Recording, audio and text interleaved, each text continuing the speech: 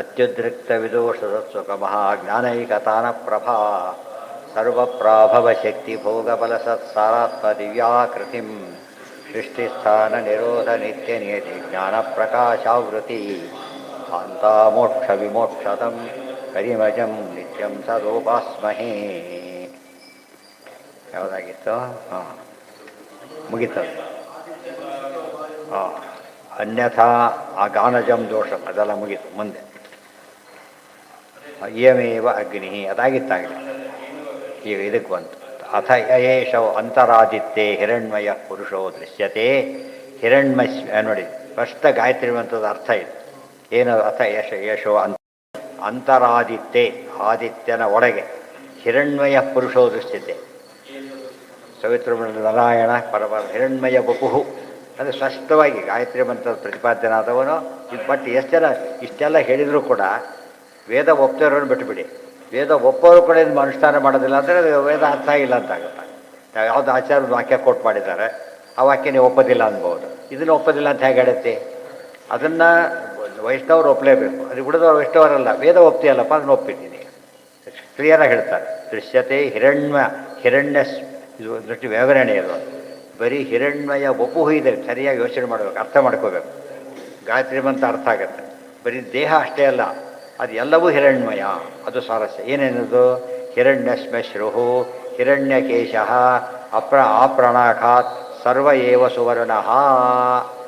ಎಡಗಿನಿಂದ ಮೇಲ್ವರೆಗೂ ಏನಾಗಿದೆ ಪರಮಾತ್ಮ ಅನ್ನೋದು ಎಲ್ಲ ಶೃಣ ಅಂತ ಹೇಳಿದರೆ ಯಾವುದೋ ಒಂದು ಭಾಗ ಅಲ್ಲ. ಇಡೀ ಪ್ರತಿಮೆ ಪ್ರತಿಯೊಂದು ಬೆರಳುಗಳು ಕೂಡ ಯಾವುದನ್ನ ಮಾಡಿರ್ಬೇಕು ಅವನು. ಅದಕ್ಕೆ ಇದು ಗಾಯತ್ರಿ ಮಂತ್ರ ಸರಿಯ ಚಿತ್ರ ಬರುತ್ತೆ. ಹಿರಣ್ಮಯ ವಪುಹು ಧೃತಶಂಖಚಕ್ರ ತಸ್ಯ ಯಥಾ ಕಪ್ಯಾಸಂ ಪುಂಡರೀಕಂ ಏವಂ ಅಕ್ಷಿಣೀ ತಸ್ಯೋದಿತಿ ನಾಮ ಸ ಏಷ ಸರ್ವೇಭ್ಯ ಪಾಪಭ್ಯ ಉದಿತ ಉದೇತಿ ವೈ ಸರ್ವೇಭ್ಯ ಪಾಪ್ಮಭ್ಯೋ ಯಯೇವಂ ವೇದ. ಯಾರವನು ಅಂತ ಪ್ರಶ್ನೆ ಇದ್ದಾರೆ. ಯಾರಪ್ಪ ಇರೋರು ಹಾಗಿದ್ದಾರೆ ಸೂರ್ಯನೊಳಗೆ? ಅರ್ಥ ಆಯ್ತಾ? ಅದಕ್ಕೆ ಹೇಳ್ತಾರೆ ಕಪ್ಯಾ. ಅದು ಹೇಗಿದ್ದಾನೆ ಅಂದರೆ ಕಪ್ಯಾಸಂ ಪುಂಡರೀಕವೇವ ಭಕ್ಷಣಿ ಅಂದರೆ ಪುಂಡರೀಕದಂಥ ಕಣ್ಣುಳ್ಳವನು, ಪುಂಡರೀಕಾಕ್ಷ ಅಂತ ಅರ್ಥ. ಸೊ ಪುಂಡರೀಕಾಕ್ಷ ಯಾರೀಗ? ನಾರಾಯಣ. ಅದರಿಂದ ಗಾಯತ್ರಿವಂತ ಪ್ರತಿಪಾದ್ಯ ಯಾರು? ನಾರಾಯಣ. ಇದು ಓದಿದ ಮೇಲೆ ಆಚಾರ್ಯ ಭಾಷೆ ನಿಜವಾಗ್ಲೂ ಫುಲ್ ವಿವರಣೆ. ಅದು ಎಷ್ಟು ಆಚಾರ್ಯ ಏನೇ ಬರೆದ್ರು ಕೂಡ ಏನಾಗಿರುತ್ತೆ ಅದು ಅಷ್ಟು ಪರ್ಫೆಕ್ಷನ್ ಟು ದಿ ಕೋರ್. ಅದು ಇಮ್ಯಾಜಿನ್ ಮಾಡೋಕ್ಕೂ ಬರೋದಿಲ್ಲ. ಇದು ಒಪ್ಪೋದಿಲ್ಲ ಅಂದರೆ ನೀವು ತಿಳುವಳಿಕೆ ನಾನು ಬೈಲಾಕ ಹೋಗೋಕ್ಕೆ ಸತ್ಯ ಇಲ್ಲ, ಹತ್ರ ಒಪ್ತಾ ಇಲ್ಲ. ಮುಂದೆ ಒಪ್ಪೋದು ಎಷ್ಟೋ ಸತ್ಯ. ಯಾಕೆ ಬೈಬಾರ್ದು ಗೊತ್ತಾ ಇನ್ನೊಬ್ಬರನ್ನ? ಇನ್ನೊಂದು ಕಾರಣ ಇದೆ. ಒಂದು ನಾಳೆ ಚೇಂಜ್ ಆಗ್ಬೋದು ಕೂಡ. ಹೀಗಿಂದ ಹಾಗಾಗ್ಬೋದು, ಎರಡು ಉಲ್ಟಾ ಬರುತ್ತೆ, ಎರಡೂ ಆಗ್ಬೋದು. ಈಗ ಒಂದು ತಮಾಷೆಗೆ ಹೇಳ್ತಾರೆ, ಇಬ್ಬರು ನಾಸ್ತಿಕ ಇಬ್ಬರು ಮೀಟಾದ್ರಂತೆ. ಇಬ್ಬರು ಮೀಟಾಡಿದರೆ 3 ಗಂಟೆ ಇಬ್ಬರು ವಾಕ್ಯಾರ್ಥ ಮಾಡಿದ್ದೇನೆ. ಕೊನೆಗೆ ಮುಗೀತು ವಾಕ್ಯಾರ್ಥ. ಏನಾಗಿತ್ತು ಗೊತ್ತಾ? ಆಸ್ತಿಕ ಆಗಿಬಿಟ್ಟೆ, ಆಸ್ತಿಕ ಆಗಿಬಿಟ್ಟು ಅದು ಇವ್ರು ಆರ್ಗ್ಯುಮೆಂಟ್ ಅವ್ರಿಗೆ ಹಿಡಿತಾ ಇವ್ರಿಗೆ ಥರ ಆಗಿಬಿಟ್ಟು. ಆದ್ದರಿಂದ ನಿರ್ಣಯ ಅಂತ ತಿಳ್ಕೊಳಕ್ಕೆ ಹೋಗ್ಬಾರ್ದು. ವಿಷಯ ನಿರ್ಣಯದಾಗ ಏನು ಮಾಡೋಕ್ಕೆ ಬರೋದಿಲ್ಲ. ಯಾವುದೋ ಅಲ್ಲಿವರೆಗೂ ನಾವು ಏನು ಮಾಡೋಕ್ಕೆ ಬರೋದಿಲ್ಲ. ಆಯಿತು, ನೀವು ಯೋಚನೆ ಮಾಡಿ ಅಷ್ಟೇ. ಯೋಚನೆ ನಿಮ್ಮ ಇವತ್ತು ನಿಮಗಿದೆ. ಇಬ್ಬರು ಭಯಾಗಿಲ್ಲ, ಇಬ್ಬರು ಫುಲ್ ರೈಟ್ ಇದೆ ಮಾತಾಡಲಿಕ್ಕೆ. ನಾಮ ಸಯೇಷ ಸರ್ವೇಭ್ಯ ಪಾಪಭ್ಯಶ್ಚ ಉದಿತ ಉದೇತಿ ವೈ ಸರ್ವೇಭ್ಯ ಪಾಪಭ್ಯೋ ಏವಂ ವೇದ. ಈ ರೀತಿ ತಿಳ್ಕೊಟ್ರೆ ಅದು ಸರಿ. ಯಾರು ಒಳಗಿರೋರು? ಇಲ್ಲಿ ಕಪ್ಯಾಸಂ ಪುಂಡರೀಕಾಕ್ಷಂ ಬಂತು. ಈ ಪದಕ್ಕೆಲ್ಲ ಏನರ್ಥ ಬಂದಿರು ಗೊತ್ತಾ ನಿಮಗೆ? ಪದ ತಲೆ ಕೆಟ್ಟೋಗ್ಬಿಡುತ್ತೆ. ಕಪ್ಯಾಸಂ ಪುಂಡರಿ, ಕಪಿ ಅಂದರೆ ಕೋತಿ, ರಾಸ ಅಂತೇಳಿ ಪೃಷ್ಠ, ಅದು ಕೆಂಪಿರುತ್ತಲ್ಲ ಆ ಥರ ಈ ಅರ್ಥ ಬರೆದೋಗಿತ್ತ. ಅರ್ಥ ಇದು ಪರಮಾಶ್ಚರ್ಯ. ಸ್ಟಿಲ್ ಅದು ಹೋಗ್ತಾನೆ ಇದೆ.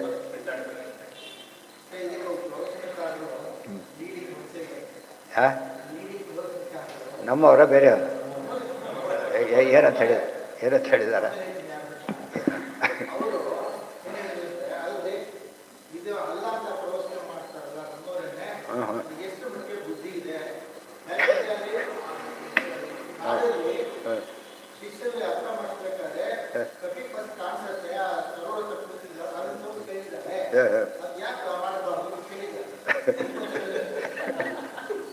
ಏನು ಹೇಳ್ಬೇಕು ಹೇಳಿದ್ರು?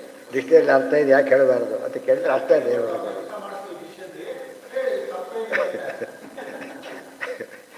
ಅಲ್ಲ ಹೇಳಿದ್ರಿಂದ ನಮ್ಮಲ್ಲಿ ಆ ಥರ ಟ್ರೆಂಡ್ ಶುರುವಾಗಿದೆ. ಈಗಾಗಲೇ ಆ ಥರ ಟ್ರೆಂಡ್ ಇದೆ. ಸ್ವಲ್ಪ ದಿವಸಕ್ಕಿಂತ ಏನೇನಾಗುತ್ತೆ ಹೇಳೋಕ್ಕಾಗಲ್ಲ.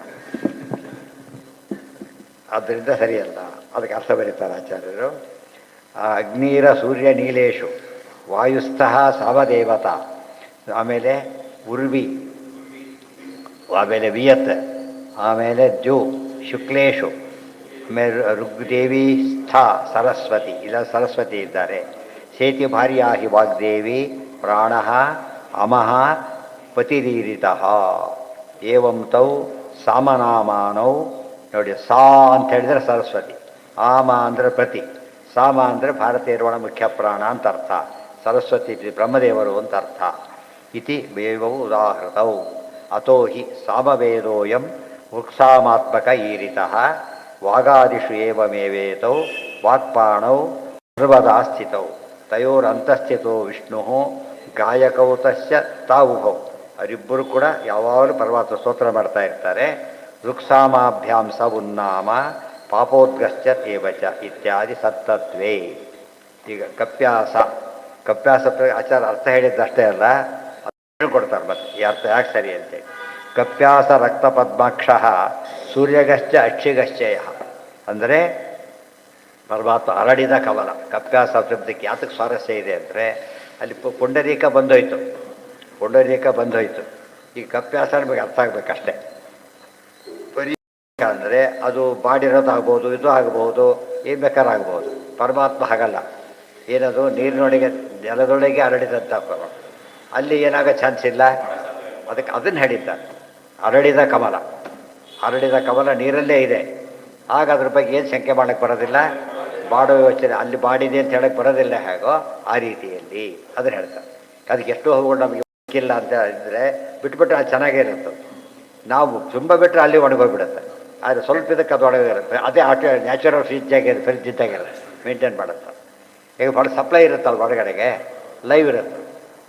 ಗಾಯಕಸ್ತ ಸಾ ಕಾಮಾತ್ ಸೂರ್ಯಾಗಶ್ಚಾಕ್ಷಿಗಶ್ಚ ಸಹ. ಹೀಗಾಗಿ ಯಸ್ಪರೇತ್ ಪುಂಡರೀಕಾಕ್ಷಂ ಸ ಬಾಹ್ಯಾಭ್ಯಂತರ ಶುಚಿ. ಕಾಮಾನ್ ನಿಲ್ಲಿದ್ದಾನೆ ಪರಮಾತ್ಮ, ಅಕ್ಷಿಯಲ್ಲೂ ಇದ್ದಾನೆ, ಸೂರ್ಯನಲ್ಲೂ ಇದ್ದಾನೆ. ಕಾಮಾನ್ ದದ್ಯಾ ತರಶ್ಚೇತ್ ಸ್ಯಾತ್ ಸುರಾಣಾಂಚ ನೃಡಾಮಪಿ ಮೋಕ್ಷದೋ ಯದಿ ವಾಯು ಸ್ಯಾತ್ ಮುಖ್ಯೋದ್ಗಾತ ತಥೋ ಅನಿಲಃ ಇತಿ ತಸ್ಮಾದ್ ಉದ್ಗೀತ ಮುಚ್ಚೋಸೌ ಗೀಯತೆ ಚೇತಿ. ಗಾಯಕಸ್ತಸ್ಯ ವಿಷ್ಣೋರ್ಯಃ ಸ ಸ್ವರ್ಗ್ಯಶ್ಚ ನೃಲೋಕಗಾನ್ ಕಾಮಾನ್ ದದ್ಯಾತ್ ನರಶ್ಚೇತ್ ಸ್ಯಾತ್ ಸುರಾಣಾಂಚ ನೃಡಾಮಪಿ. ಈ ರೀತಿ ವಿಷ್ಣು ಸ್ತೋತ್ರ ಮಾಡೋರು ಎಷ್ಟು ಶಕ್ತಿ ಬರುತ್ತೆ ಅಂತ ಕೇಳಿದರೆ, ಏನು ಕೇಳಿದರೂ ಕೂಡ ಶಕ್ತಿ ಬರುತ್ತೆ ಅವನಿಗೆ. ಅರ್ಥ ಆಯ್ತು. ಪೋಸ್ಟಲ್ಲಿ ಬಂದ, ಅಪಾಯಿಂಟ್ ಮಾಡೋ ಅಥಾರಿಟಿ ಆದ ಅವನಿಗೆ, ನೀವು ರಿಪೋರ್ಟ್ ಮಾಡ್ಕೊಂಡಿಲ್ಲ, ಮಾಡಕ್ಕೆ ಬರೋದಿಲ್ಲ. ಅಪಾಯಿಂಟ್ ಆದಮೇಲೆ ಏನು ಬಂತು ಅವರಿಗೆ? ಅಧಿಕಾರ ಚಲಾಯಿಸ್ಲಿಕ್ಕೆ ಬರೋದು. ವಾಯುದೇವರಿಗೆ ಬರೋದರಿಂದ ಅವರಿಗೆ ಭಕ್ತಾಭೀಷ್ಟ ಕೊಡೋ ಶಕ್ತಿ ಅವರಿಗಿದೆ ಅಂತ ಹೇಳ್ತಾರೆ. ಇದು ಸ್ವಾರಸ್ಯ. ಉಳಿದವರಿಗೆಲ್ಲ ಪಾರ್ಷಿಯಲ್ ಇದ್ದರೆ ಇವ್ರಿಗೇನಿದೆ? ಕಂಪ್ಲೀಟ್ ದೇವರು, ಇಬ್ಬರು ಮಾತು ದೇವರು ತೆಗೆದು ಹಾಕೋದೇ ಇಲ್ಲ. ಅರ್ಥ ಆಯ್ತಾ? ಈ ವಿಷಯ ತಿಳ್ಕೊಂಡು ಅಲ್ಲಿ ಮುಗಿದ ನಾಳೆ ಕಂಟಿನ್ಯೂ ಮಾಡೋಣ. ನಾಳೆ ಇನ್ನು ಶುಕ್ರವಾರ ಮುಂದಿನ ಹೆಚ್ಚೆಚ್ಚು ಮಾಡೋದು. ಇವೆರಡನ್ನು ಕೂಡ ಹೆಚ್ಚೆಚ್ಚು ಮಾಡೋದು. ಸರ್ವೇಂದ್ರಿಯ ಪ್ರೇರಕೇಣ ಶ್ರೀ ಪ್ರಾಣಪತಿನೇರಿತಃ ಯದವೋಚಮಹಂ ತೇನ ಕ್ರಿಯತಾಂ ಕಮಲಾಲಯಃ.